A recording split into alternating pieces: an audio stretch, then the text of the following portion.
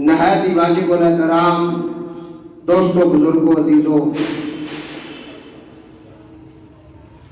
اللہ تعالیٰ کا بڑا فضل و کرم ہے کہ اس نے ہمیں اپنے پیارے محبوب جناب محمد مصطفیٰ صلی اللہ علیہ وآلہ وسلم کی امت سے پیدا فرمایا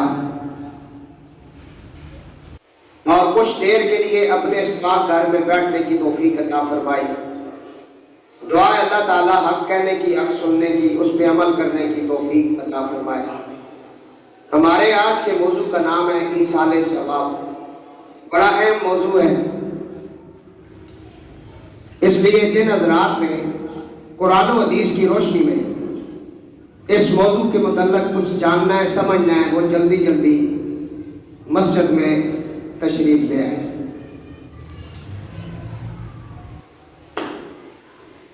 دعا ہے اللہ تعالیٰ ہمیں ایصال ثواب کو سمجھ کر اس پر عمل کرنے کی توفیق عطا فرمائے۔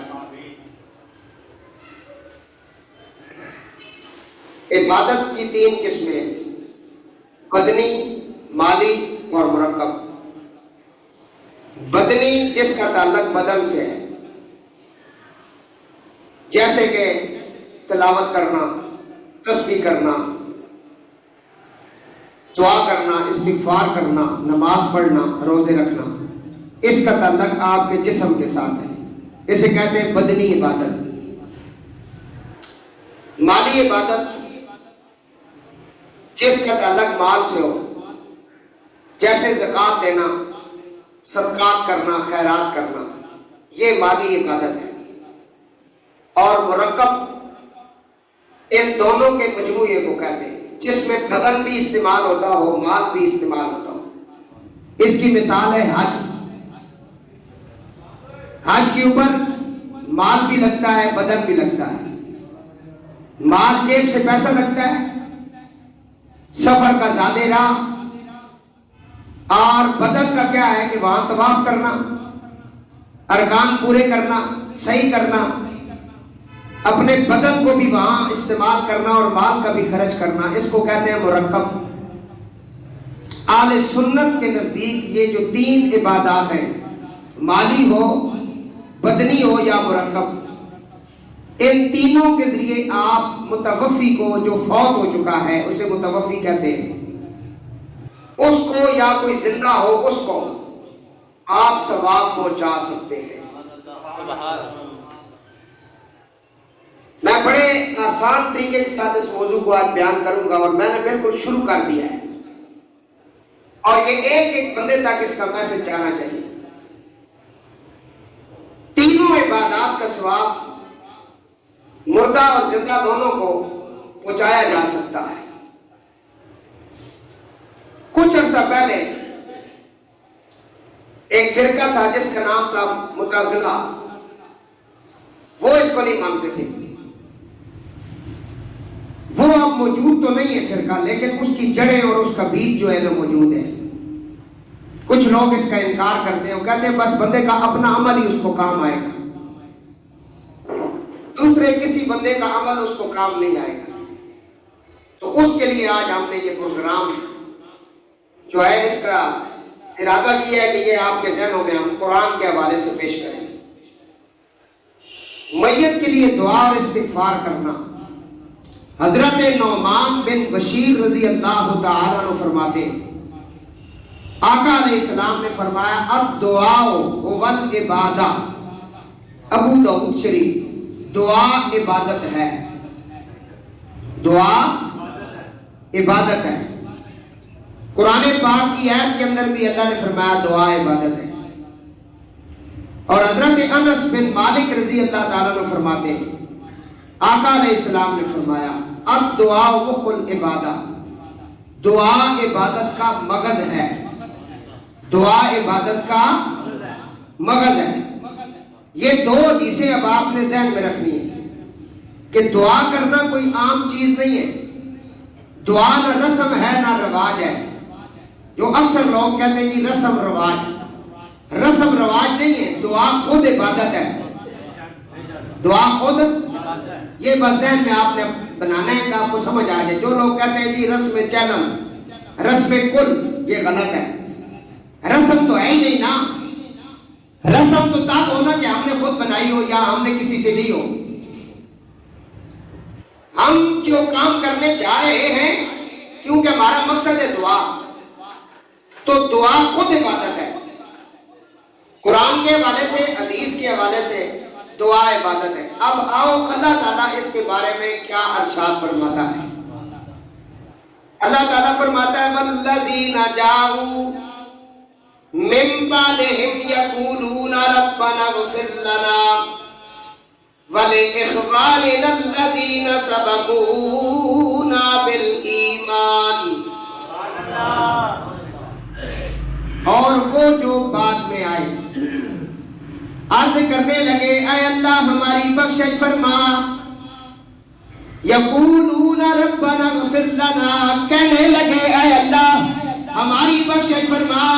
وَلِإِخْوَانِنَا الَّذِينَ سَبَقُونَا بِالْإِيمَانِ، اور ہم سے پہلے جو حالت ایمان میں جا چکے ہیں یا اللہ ان کی بھی بخشش فرما. تو مسئلہ آپ کا بالکل ظاہر سامنے آ گیا. جو یہ کہہ رہے تھے کہ بندہ مر گیا تو اس کا اپنا عمل ہی اسے کام آئے گا، دوسرے کا نہیں آئے گا، تو پھر اس کا معنی کیا کرو گے قرآن کی آیت کا کہ جنہوں نے دعا مانگی، کچھ نے کہا کہ یہ مہاجرین صحابہ کے بعد جو صحابی آئے ہیں انہوں نے دعا مانگی، اور کچھ کہتے ہیں اس کے بعد میں آنے والوں نے کی ہے. لیکن قیامت تک آنے والے تمام مسلمانوں کو قرآن نے حکم دیا ہے. تو صحابہ نے جو دعا مانگی وہ کیا لفظ ہیں؟ پہلے انہوں نے اپنی بخشش مانگی، پہلے کہا ہمیں بخش دے، اور اس کے ساتھ ہی کہنے لگے وَلِإِخْوَانِنَا الَّذِينَ، ہمارے ان بھائیوں کی بھی بخشش کر سبقونا، ہم سے پہلے حالت ایمان میں جو جا چکے ہیں. پتہ چلا جو چلے گئے ہیں ان کے پیچھے دوسرا بندہ جو عمل کر رہا ہے یہ بالکل جائز ہے اور قرآن سے ثابت ہے، کیونکہ اس کا اپنا عمل تو ختم ہو گیا نا، اس کی روح نکلی، عمل ختم ہو گیا. نہ اب وہ نماز پڑھ سکتا ہے، نہ روزہ رکھ سکتا ہے، نہ حج کر سکتا ہے، نہ زکوٰۃ دے سکتا ہے، نہ خیرات کر سکتا ہے، نہ کوئی نیکی کا عمل کر سکتا ہے. روح نکلی، کام ختم. تو یہاں جو سبقونا بالایمان کا مطلب ہے، اس کا کیا معنی ہے؟ بندہ جا چکا ہے، اس جہان کو چھوڑ کر وہ عالم برزخ کی دنیا میں چلا گیا. عالم برزخ کہتے ہیں قبر کے معاملات، اس معاملے میں وہ پہنچ چکا ہے. تو ان کے لیے بخشش کی دعا کرنا اور ان کے پیچھے دعا مانگنا یہ قرآن سے ثابت ہے، اور نبی علیہ السلام کی تعلیمات کے مطابق صحابہ کی زندگیوں سے ثابت ہے. اب جو فرقہ یہ کہتا ہے کہ دعا کی ضرورت ہی نہیں، بندہ ختم ہو گیا، مر گیا، کوئی ضرورت نہیں، وہ بالکل قرآن کے خلاف ہے. اور اہل سنت و جماعت جو صحابہ اولیاء اہل بیت کی جماعت ہے یہ ہمیشہ دعا کرتے ہیں، کرتے رہیں گے، اور جب تک ان کی روح اس جسم میں ہے یہ اللہ سے مانگتے رہیں گے. اب آپ کے دماغ میں یہ مفہوم بیٹھ گیا کہ دعا عبادت ہے، ایک ذہن میں بٹھا لیا. اور دوسرا جو چلے گئے ان کے پیچھے دعا کرنا یہ قرآن سے ثابت ہے. ان کا ایک اپنا عمل تھا لیکن اب ان کا عمل ختم ہو گیا، تو عمل غیر دوسرے کے عمل سے ثواب دینا یہ بالکل جائز ہے. اور فرمایا والذین جاؤوا من بعدہم یقولون ربنا اغفر لنا وَلِإِخْوَانِنَا الَّذِينَ سَبَقُونَا بِالْإِيمَانِ. 28واں پارہ ہے، سورہ حشر ہے، جس میں اللہ نے یہ ارشاد فرمایا.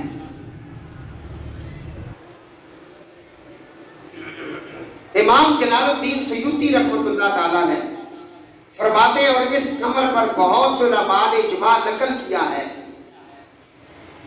کہ بے شک دعا میت کو نفع دیتی ہے، اور اس کی دلیل قرآن پاک کی یہ آیت مبارکہ ہے جو ابھی آپ نے سنی بھی ہے، سمجھی بھی ہے. دعا میت کو فائدہ دیتی ہے اس کے مرنے کے بعد.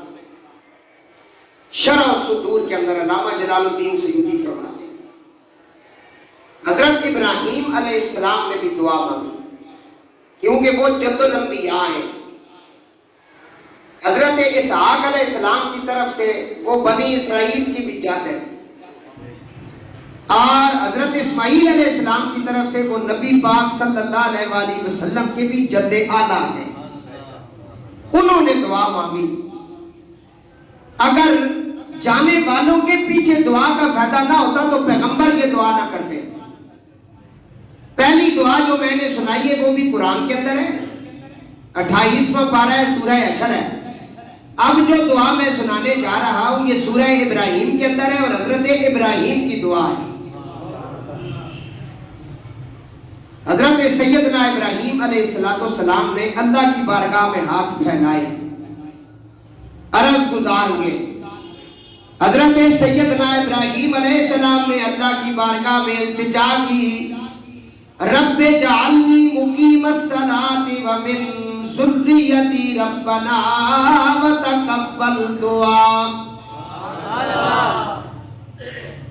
اے اللہ مجھے نمازی بنا، وَمِن ذُرِّيَّتِي اور میرے اولاد کو بھی نمازی بنا، ربنا وتقبل دعا اور ہماری دعا کو قبولیت کا درجہ عطا فرما۔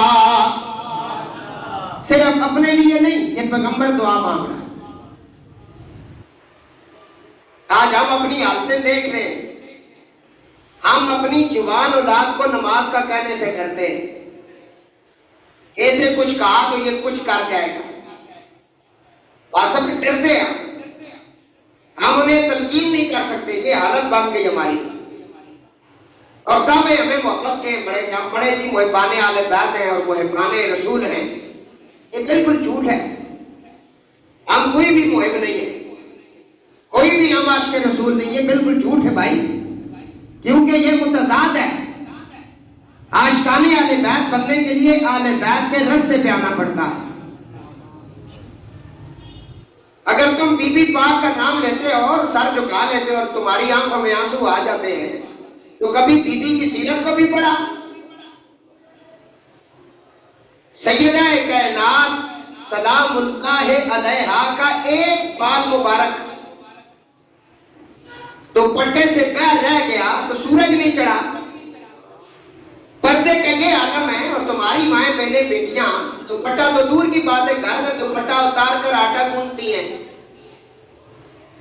دوپٹہ اتار کر وہ سحری اور افطاریاں بناتی ہیں۔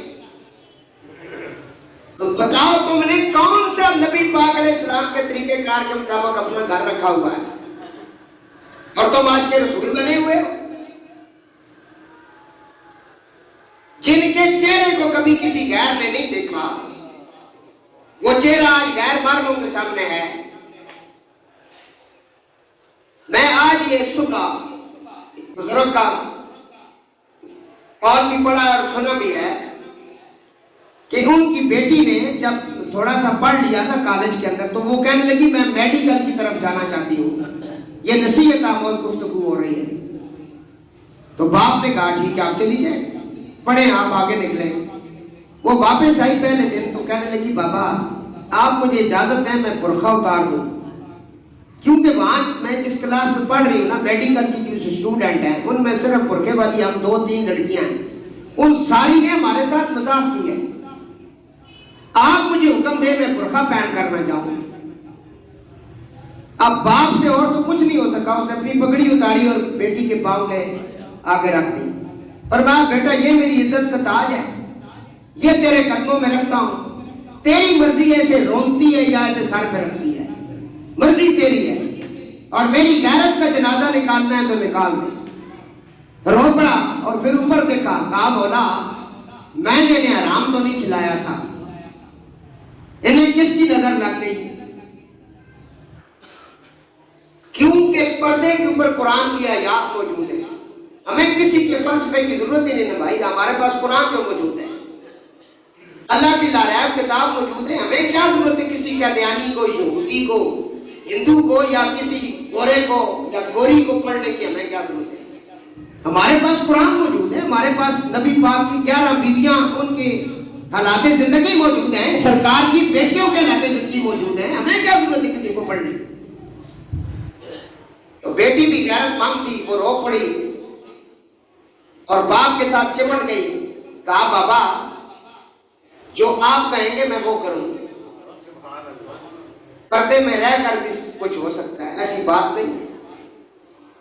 تو پردے کا اس حدیث سے اندازہ لگا لیں، سید ہو یا امتی، محشر کے دن آدم سے لے کے عیسیٰ علیہ السلام، عیسیٰ علیہ السلام سے لے کے نبی پاک تک، نبی پاک سے لے کے آخری بندے تک وہاں مخلوق ہوگی، مرد بھی ہوں گے، عورتیں بھی ہوں گی، ساری اللہ کی مخلوق وہاں جمع ہوگی. محشر کا دن ہوگا، حشر جسے کہتے ہیں. ایک ندا آئے گی، اے اہل محشر سر جھکاؤ، آنکھیں بند کرو، بنت رسول کی سواری آ رہی ہے. بس یہ آپ میرے لیے اور آپ سب کے لیے، غیرت کے لیے یہی کافی ہے. اس گفتگو کو سن کے اس کان سے اور ادھر سے نکال دیا، پھر فائدہ کوئی نہیں. جس نے جگہ دی نا اندر اپنے سینے میں اس کو، وہ کامیاب ہو جائے گا. کیونکہ مزے لینے والی تقریریں اور شعر و شاعری کرنے والی وہ تو آپ بہت سنتے بھی ہیں، نعرے بھی لگاتے ہیں، لیکن جو عزت و احترام والی باتیں وہ آپ سننا بھی برداشت کرتے ہیں.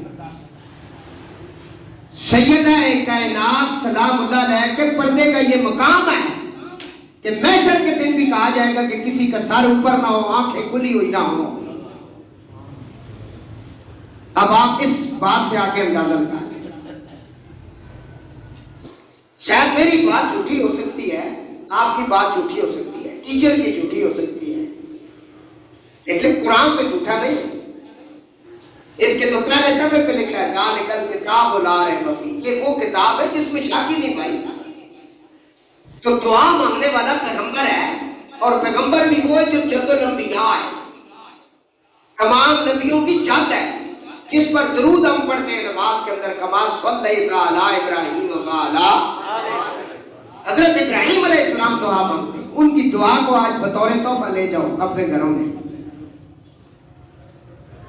اللہ تعالیٰ فرماتا ہے کہ حضرت ابراہیم نے میری بارگاہ میں ہاتھ پھیلائے اور عرض کیا رب جعلنی مقیم الصلاۃ ومن ذریتی ربنا وتقبل دعا. اے اللہ مجھے نمازی بنا، ومن ذریتی میری اولاد کو بھی نمازی بنا، اور ہماری دعا کو قبول فرما. اور اگلے ٹکڑے میں فرماتے ربنا اغفر لی ولوالدی وللمؤمنین یوم یقوم الحساب. اے اللہ میرے ماں باپ کو بخش دے. کتنا پیار ہے. پتہ چلا غیرت مند اولاد وہی ہے جو ماں باپ کے سامنے سر نہ اٹھائے، آنکھیں چھپا کے بات کرے. اور یہ نبیوں کے، نبی پاک کا جو جسے حضور نے کہا یہ میرے دادا ہیں، یہ حضرت ابراہیم کہہ رہے ہیں اے اللہ میرے ماں باپ کو بخش دے. متوفی جو چلے گئے، فوت ہو گئے. اور پھر یہاں بات ختم نہیں ہوئی، فرمایا یوم یقوم الحساب ربنا اغفر لی ولوالدی وللمؤمنین، تمام مومنین جنہوں نے کلمہ پڑھا، ایمان لائے، روز حساب کے دن تک، یوم حساب کے دن تک مولا ان سب کی بخشش فرما دے. تو کیونکہ ہمارا موضوع ہے آج ایصال ثواب، زندے اگر مردوں کے لیے دعا کریں تو بالکل قرآن سے ثابت ہے، اور زندے اپنے نیک عمل کے ذریعے ان کی ارواح کو بخشیں بالکل جائز ہے. اگر جائز نہ ہوتا تو حضرت ابراہیم متوفی جو ہو چکے ہیں، فوت ہو چکے، ان کے لیے دعا ہی نہ کرتے.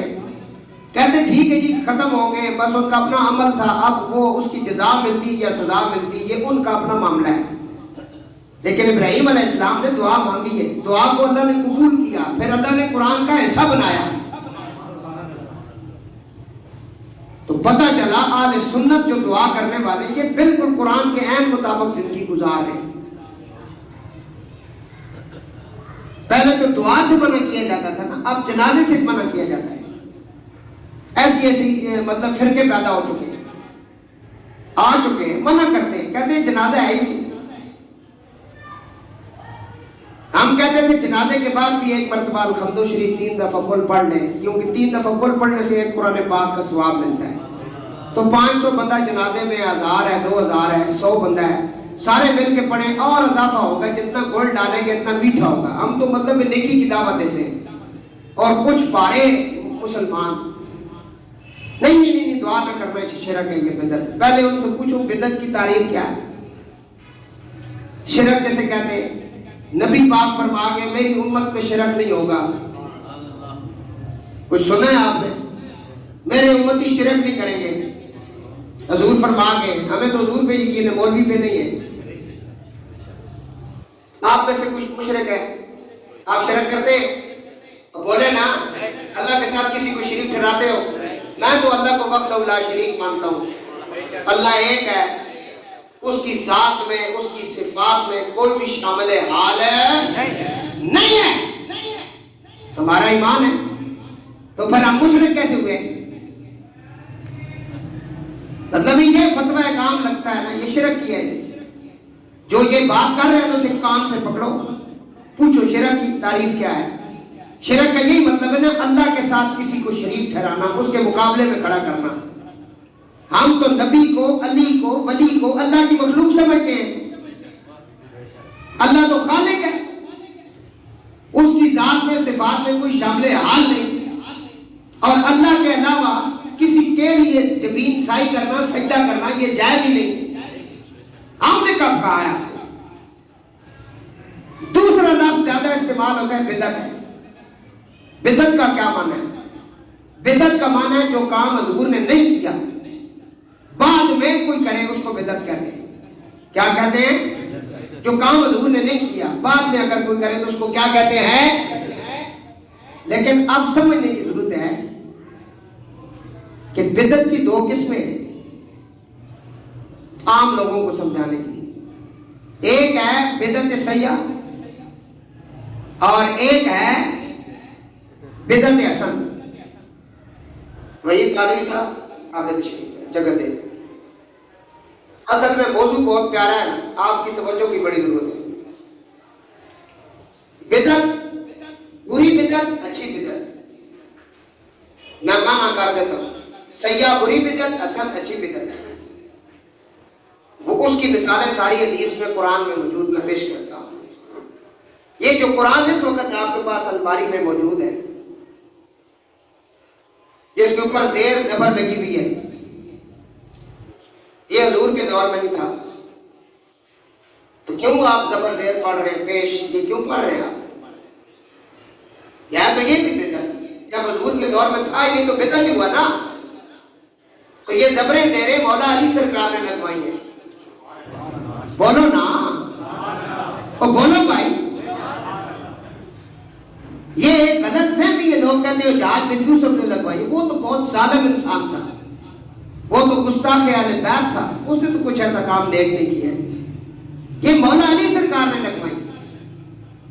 حضور کے وصال کے بعد 6 مہینے مولا علی نے قرآن اکٹھا کیا ہے.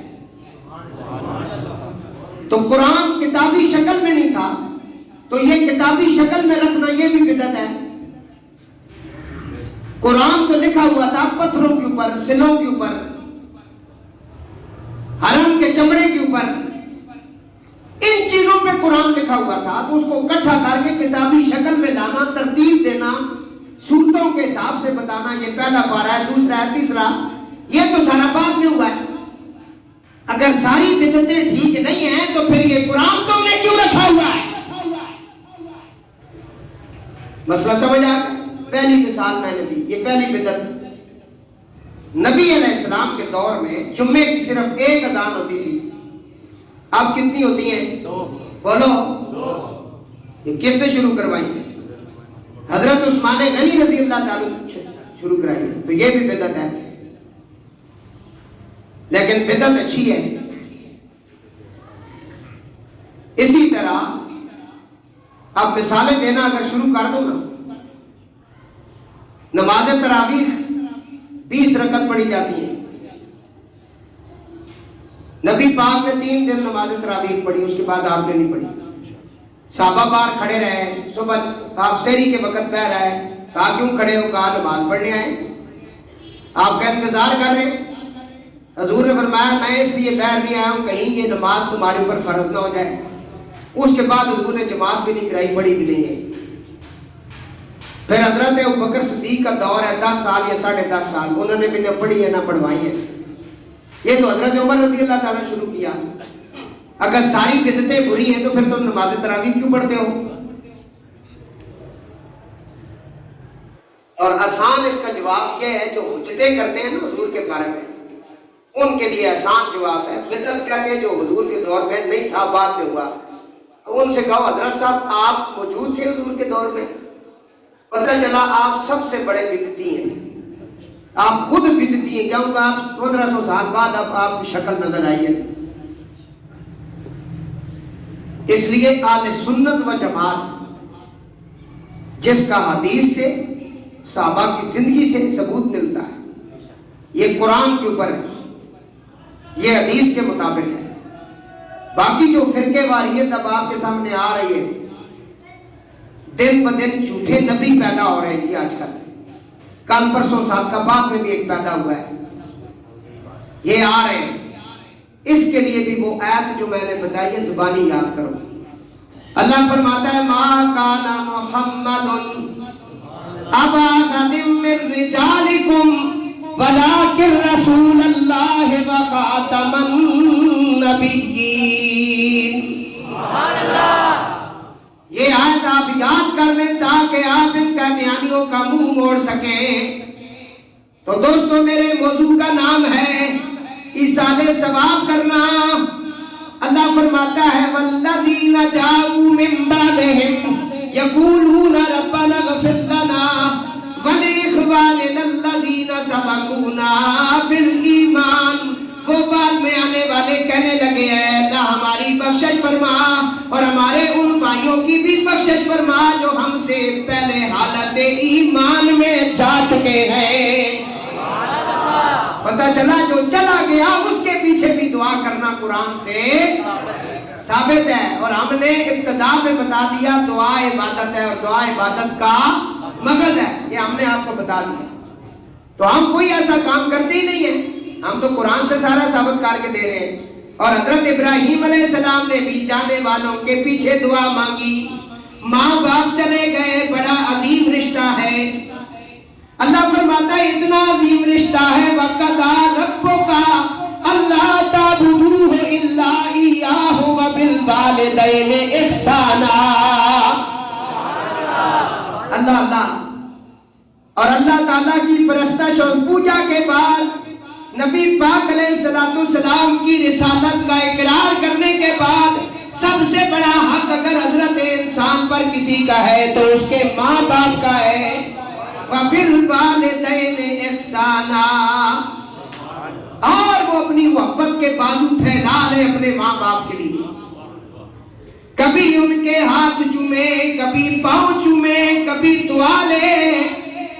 اگر گھر میں کوئی بات ہو جائے سر جھکا لے. اُفٍّ وَلَا تَنْهَرْهُمَا. دونوں میں سے اگر کوئی بات کرنے کو آ جائے تو ان کے سامنے اف تک نہ کرنا. ماں باپ کا بڑا مقام ہے. اب میں اگر ماں باپ کا موضوع بیان کرنا شروع کر دوں، ویسے تو یوٹیوب کے اوپر میرے یہ پروگرام پڑے ہیں، آپ سن سکتے ہیں. تفصیل کے ساتھ میں نے ماں باپ کو پڑھا ہوا ہے اللہ کے فضل سے. تو میں یہ نوجوان طبقے کو سمجھا رہا ہوں، بیٹا اپنا جاؤ جلال نہ اپنے اندر رکھو، اور ماں باپ تمہارے لیے جو فیصلہ کریں اسے تسلیم کرو. سر جھکاؤ اور ان کے سامنے دیکھو وہ کیا کہتے ہیں.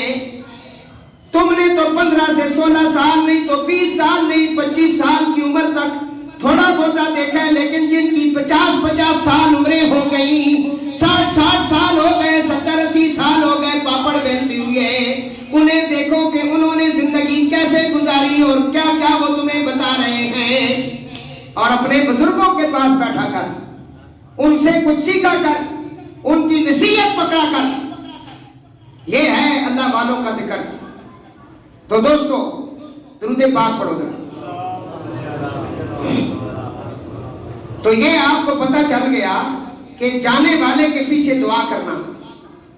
اب حضرت اللہ فرماتا ہے جو جن فرشتوں نے نا میرا عرش اٹھایا ہوا ہے، ہم انہیں کہتے ہیں ہم لانے عرش. کیا کہتے ہیں؟ انہوں نے دعا ہمارے لیے مانگی، فرشتوں نے ہمارے لیے دعا مانگی. وہ سنو.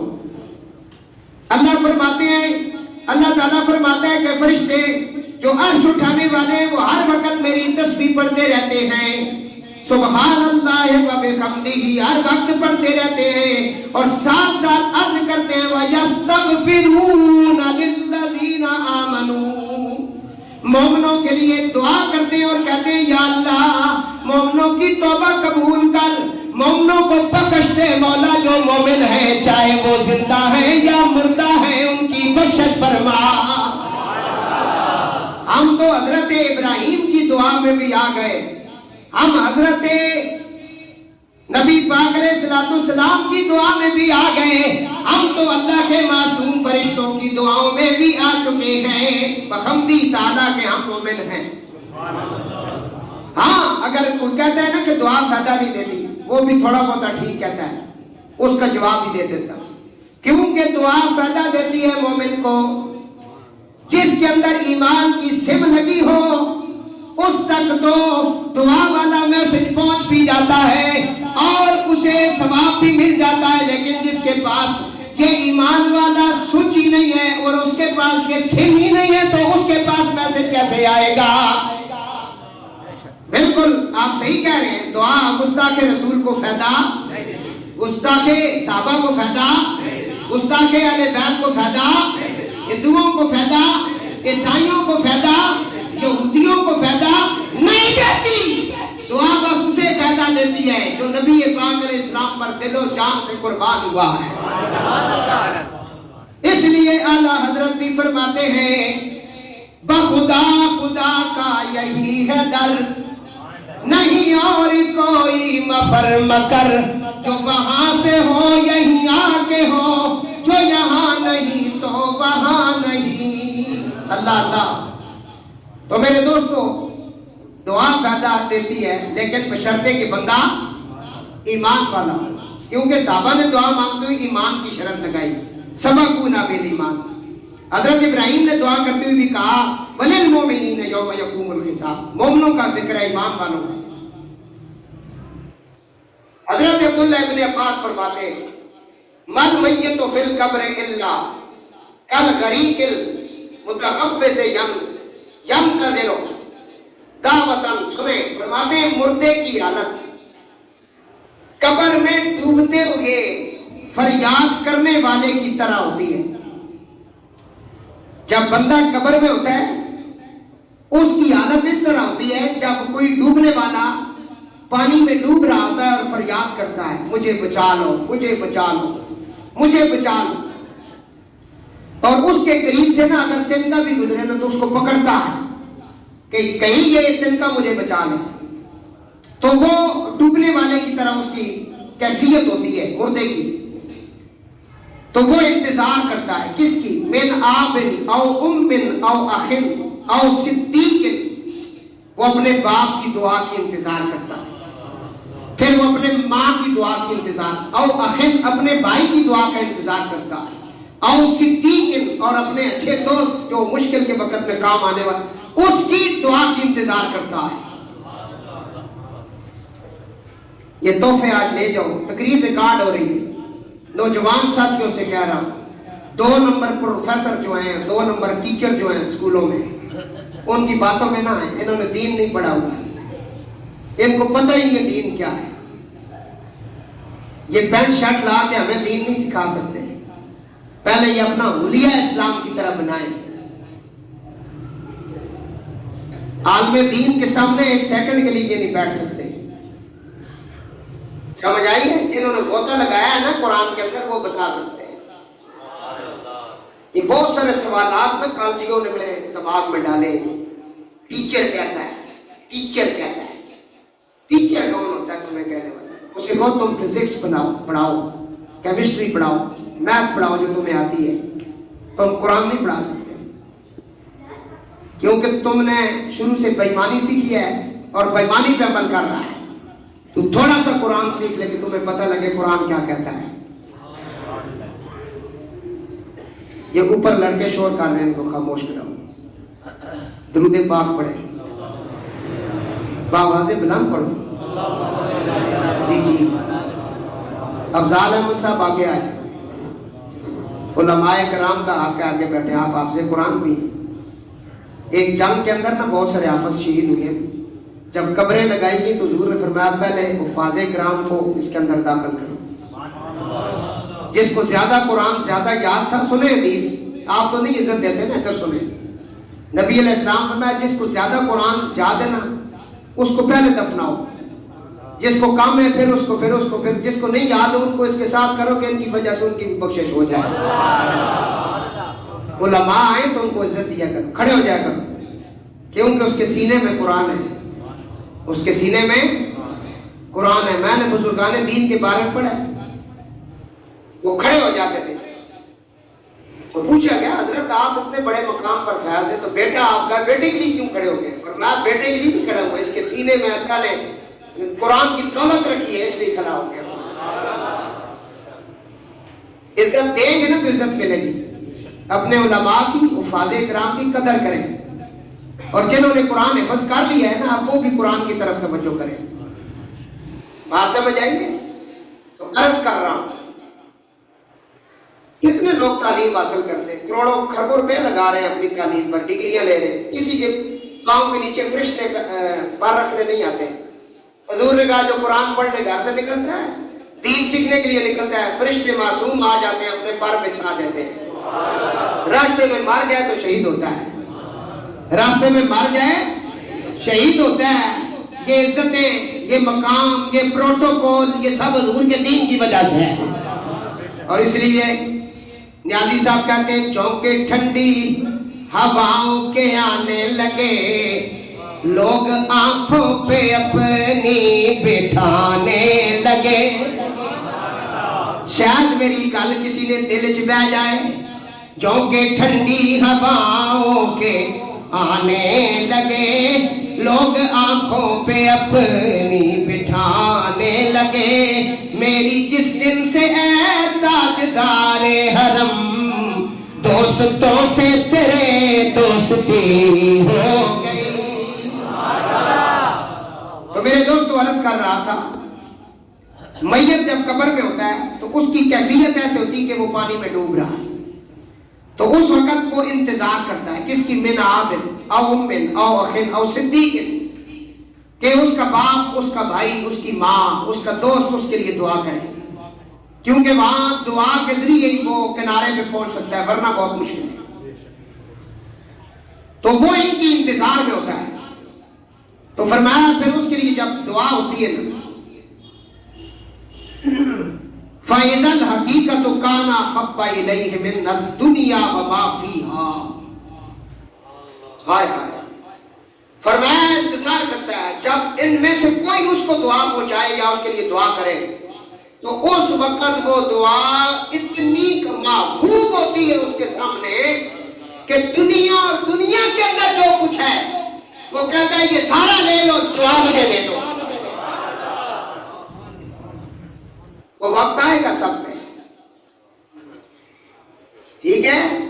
اگر ہم اپنے ماں باپ کو نا منو مٹی کے نیچے دفن کر رہے ہیں تو ہمارے اوپر بھی وقت آئے گا، اس وقت کو یاد کر لو، دعا والے بنو۔ مولویوں کے بہکاوے میں نہ آنا، بڑے مشکل پہ چلے جاؤ گے، کسی کی بات نہ ماننا، دعا کرنی ہے آپ کو۔ تو فرمایا اس وقت جب اوپر 2 ٹرالیاں مٹی پڑی ہوئی، آواز بھی کوئی نہیں سن سکتا، بندہ ڈوبنے کی طرح ہے۔ فرمایا یہ قبر یا تو جہنم کے گڑھوں سے ایک گڑھا ہے یا جنت کے باغوں میں سے ایک باغ ہے، وہاں اس کے کیفیت میں فرمایا جب اسے دعا پہنچتی ہے نا، کوئی دعا کرتا ہے اس کے لیے ربنا اغفر لی، یا قرآن پڑھتا ہے اس کے لیے، تسبیح پڑھتا ہے، تو اس وقت وہ دعا اسے دنیا اور دنیا معافیہ، دنیا میں اور دنیا سے باہر بھی جو کچھ ہے نا، اس سے محبوب اگر کوئی چیز ہوتی ہے تو وہ کیا ہوتا ہے؟ دعا ہوتی ہے میرے دوست۔ اور آگے کیا فرمایا؟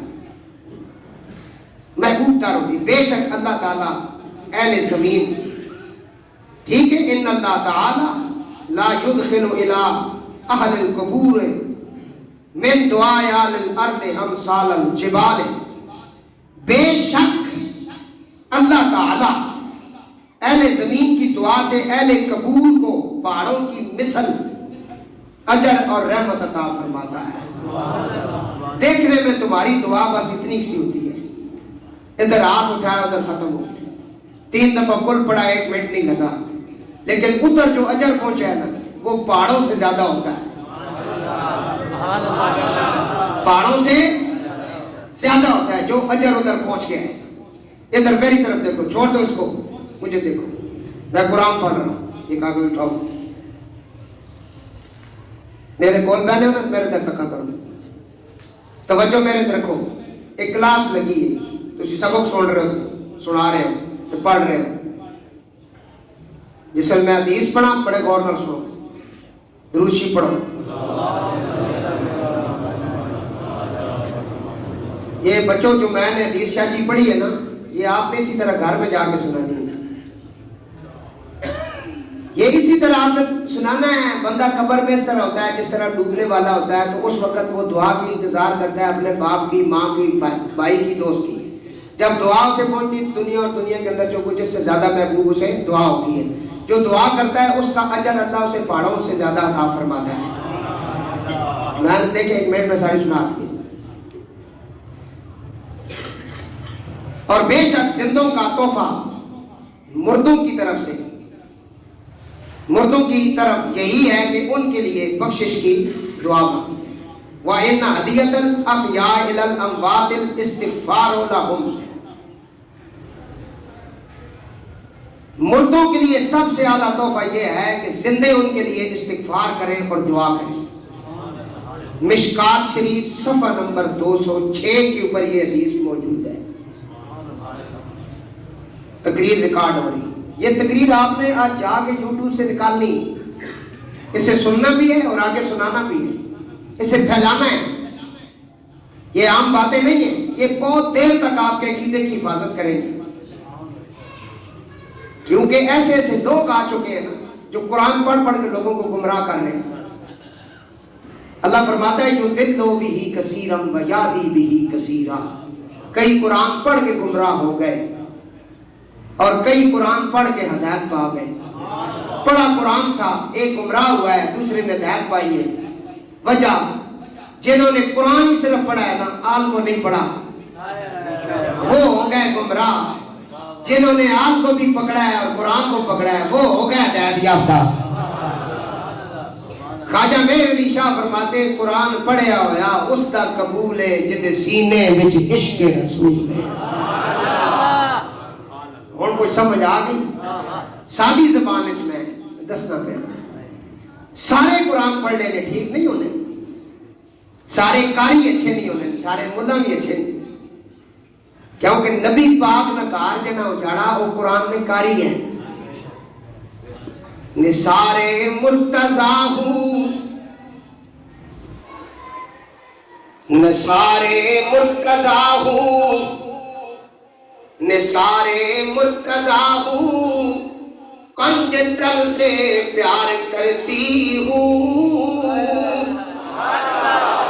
نثارے مرتضیٰ ہوں، پنج تن سے پیار کرتی ہوں،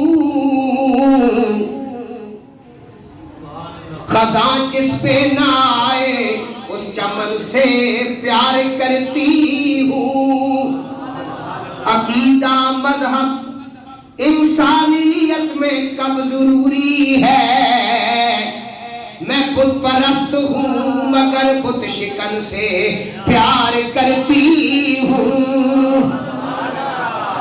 بعد میں سمجھ لینا، عقیدہ مذہب انسانیت میں کب ضروری ہے، میں بت پرست ہوں مگر بت شکن سے پیار کرتی ہوں، بے دین ہوں مگر بے پیر نہیں، ہندو ہوں قاتل شبیر نہیں، ہندو ہوں قاتل شبیر نہیں، حسین اگر بھارت میں آتا تو شیشے میں اتارا جاتا، ہے جو چاند بنی ہاشم کا دھوکے میں نہ مارا جاتا، نہ بازو قلم ہوتے نہ پانی بند ہوتا، گنگا کے کنارے غازی کا علم ہوتا، ہم جو پوجا کرتے اس کی اس دیش کے بادشاہ میں بھگوان پکارا جاتا۔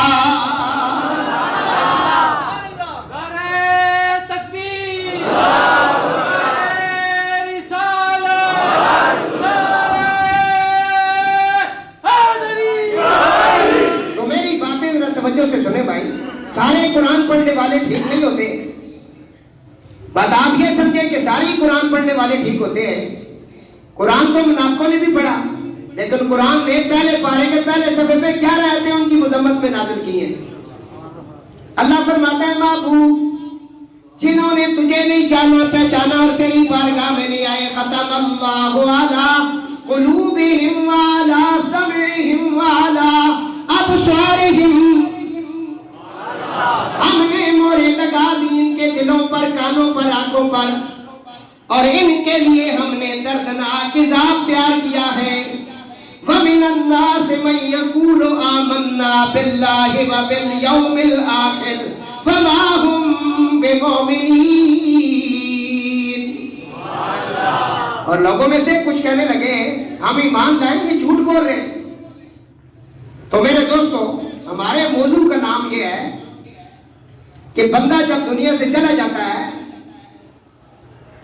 تو اس کے لیے پیچھے نیک اعمال کرنا، چاہے اس کا تعلق بدن کے ساتھ ہو، مال کے ساتھ ہو، یا دونوں کے ساتھ ہو۔